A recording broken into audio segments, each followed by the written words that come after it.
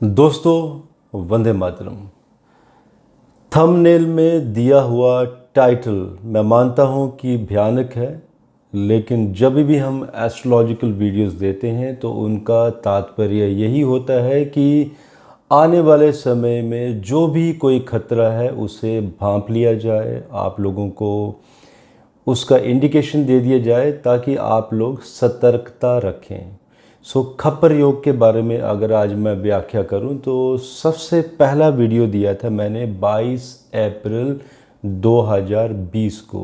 5 video अभी तक हम दे चुके हैं और जो भी प्रेडिक्शंस दी गई हैं उन वीडियोस में वो 100% सही रही हैं। और आज मैं पार्ट 6 देने वाला हूं। इससे पहले कि हम आगे बढ़ें, मैं ये बताना चाहता हूँ कि अभी कुछ दिन पहले ही मेरे गुरुजी श्री विपिन कपूर, उनसे मेरी कुछ मंत्रणा हो रही थी, कुछ प्लानिटरी कॉम्बिनेशंस को लेकर, खप्पर योग को लेकर। तो उन्होंने ही मुझे काफ़ी ज़्यादा गाइड किया और उनके पुराने एक्सपीरियंसेस जो कि उन्होंने पुरानी किताबों से, भद्रबाहु संहिता, नारद संहिता, रावण संहिता और भी बहुत सारे शास्त्रों से कुछ समरी निकाल के दी थी, जो आज मेरे हाथ में है। तो इसमें बहुत सारा कार्य उन्हीं के द्वारा किया हुआ है। तो आज मैं आप लोगों को एस्ट्रोलॉजिकल कॉम्बिनेशन भी बताऊंगा कि खप्पर योग आखिर किस किस तरह से बन सकता है और ये आगे किन भयानक स्थितियों की तरफ इशारा करता है। पहले जो भी खप्पर योग बने थे उनके कॉम्बिनेशंस आप देख सकते हैं सबसे पहले वाले वीडियो में।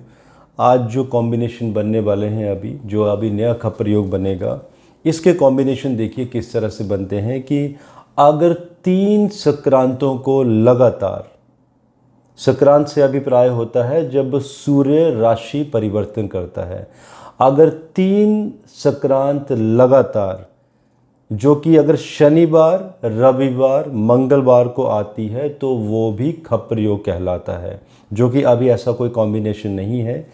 और वैसे ही लगातार अगर 3 अमावस्या और 3 पूर्णिमा लगातार मेलफिक प्लैनेट्स के जो डेज होते हैं, शनिवार, रविवार और मंगलवार को अगर आती है तो वो भी खप्पर योग होता है, और जो कि इस समय बनने जा रहा है।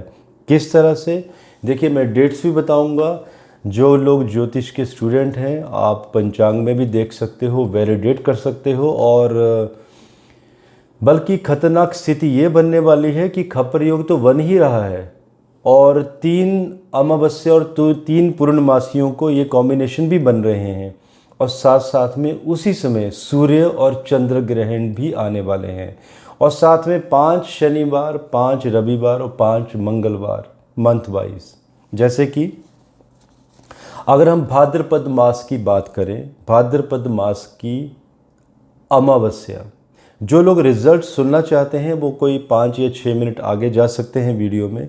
अभी मैं सिर्फ कॉम्बिनेशंस दूंगा कि कॉम्बिनेशन कैसे बनते हैं। 27 अगस्त को भाद्रपद मास कृष्ण पक्ष की अमावस्या, उस दिन शनिवार होगा। इसी तरह से आगे अगर हम अमावस्या को नेक्स्ट मंथ में लेके चले जाते हैं, ये देसी जो मंथ होते हैं उनकी बात हो रही है, तो भाद्रपद के बाद आता है आश्विन मास। तो आश्विन मास की कृष्ण पक्ष की अमावस्या रविवार को आएगी, 25 सितंबर, डेफिनेटली रविवार होगा उस दिन। एंड उसके बाद का जो मंथ है कार्तिक मास, जो कि मंगलवार को अमावस्या आने वाली है, 25 अक्टूबर। और दोस्तों, इस दिन सूर्य ग्रहण भी है। तो ये 3 कॉम्बिनेशंस तो हो गए। और सिमिलरली अगर हम पूर्णिमा की बात करें तो भाद्रपद मास में शुक्ल पक्ष की जो पूर्णिमा होगी वो शनिवार को 10 सितंबर को। इसके बाद आश्विन मास में शुक्ल पक्ष में रविवार को पूर्णिमा आएगी और वो दिन होगा 9 अक्टूबर। अब मंगलवार की बात हो रही है, यहाँ पे सीरीज की बात हो रही है, लगातार शनिवार, रविवार और मंगलवार। तो नेक्स्ट जो पूर्णिमा आएगी उसके बाद वो कार्तिक मास में 8 नवंबर को आएगी। और दोस्तों 8 नवंबर को चंद्र ग्रहण भी पड़ रहा है।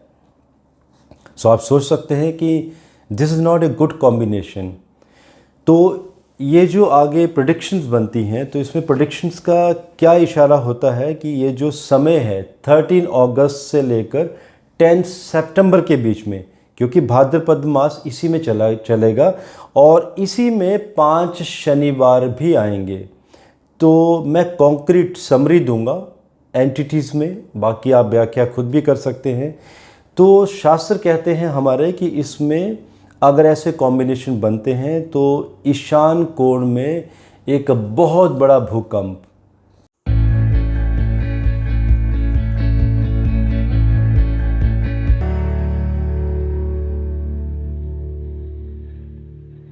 और किसी राज्य का सत्ता परिवर्तन होना। ईशान से अभिप्राय है हमारा उत्तर पूर्व का मध्य, उत्तर पूर्व के बीच में कोई ना कोई ऐसा राज्य, और ये भारत की भी बात हो रही है यहाँ पर और पूरे विश्व की भी बात हो रही है। जो विश्व में उत्तर और पूर्व के बीच की जो स्टेट्स पड़ती हैं, जो मध्य स्टेट्स हैं, एंड इसी में पॉसिबिलिटी है कि कहीं बिहार में राज्य परिवर्तन ना हो जाए कहीं। इसमें अन्न की महंगाई, मतलब अनाज की कीमतें आसमान छुएंगी और अग्निकांड भी होंगे। अब इसके बाद चलते हैं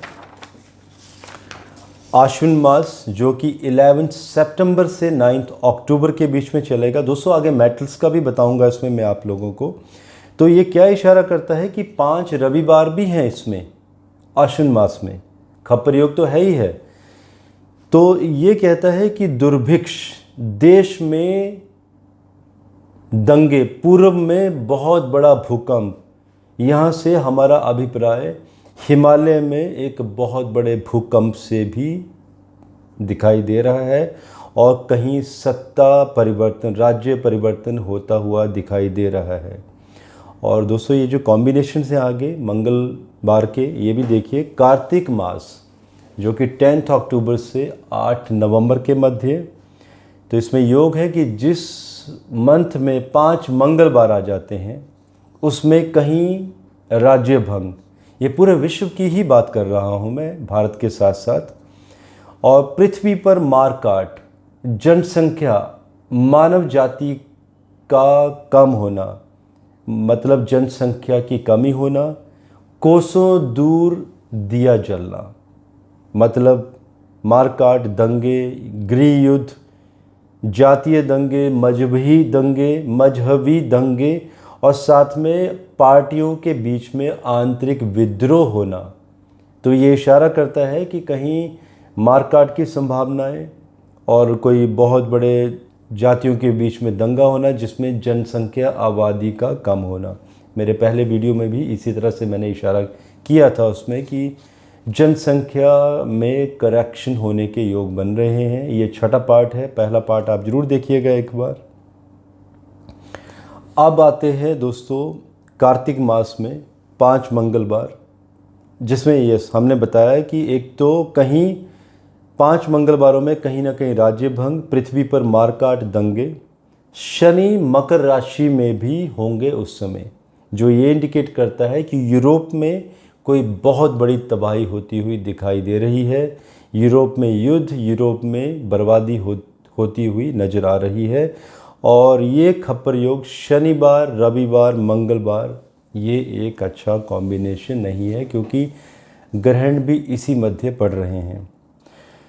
अब हम मैटर पे भी अगर विचार करें तो 5 रविवार जो कि भाद्रपद मास में पड़ेंगे, डेट्स आपको बता दी गई हैं, 13 अगस्त से 10 सितंबर के बीच में। अभी 13 अगस्त बहुत नज़दीक है।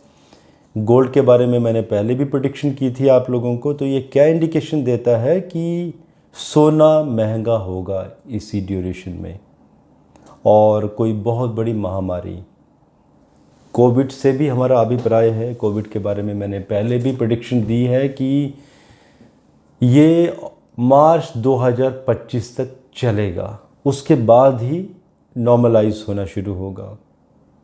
अब इसमें कुछ लोगों के क्वेश्चन थे कि मैंने 4th वेव के बारे में इशारा किया था। दोस्तों अभी जो पीछे कुछ केसेस बढ़े भी थे फिर कम हो गए, अब इस तरह का चलता रहेगा। और रही बात लॉकडाउन की, तो बेटर है कि हम इस बारे में डिस्कस ना करें। सतर्कता ज़रूरी है, लॉकडाउन के बारे में विचार ना ही किया जाए तो बहुत अच्छा है। केसेस बढ़ेंगे भी, घटेंगे भी और नए नए वेरिएशंस आते रहेंगे।